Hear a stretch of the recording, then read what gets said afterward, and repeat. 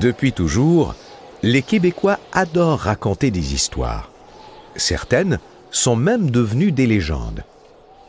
La légende situe l'histoire dans des lieux connus et met en scène des personnages vraisemblables.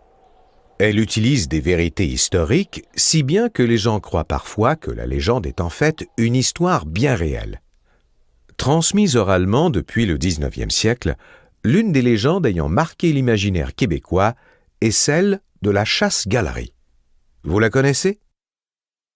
C'est l'histoire de bûcherons ayant passé tout l'hiver en pleine forêt au chantier, loin de leurs femmes, et qui décident de faire un pacte avec le diable. Ils voleront en canot pour rentrer au village le temps d'une danse avec leur blonde. Durant la traversée, ils ne devront toucher à aucun clocher d'église et promettre de rentrer avant l'aube. Sinon, le diable ou l'esprit du mal prendra leur âme. Les légendes sont différentes d'une culture à l'autre. Par exemple, celles des Autochtones reprennent souvent des thèmes comme la création du monde, où la nature et les animaux sont très présents.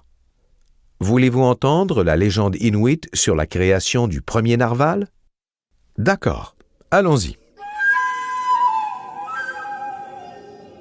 Un jour, un chasseur aveugle a attaché sa méchante belle-mère à son harpon et l'a lancée en direction d'un beluga.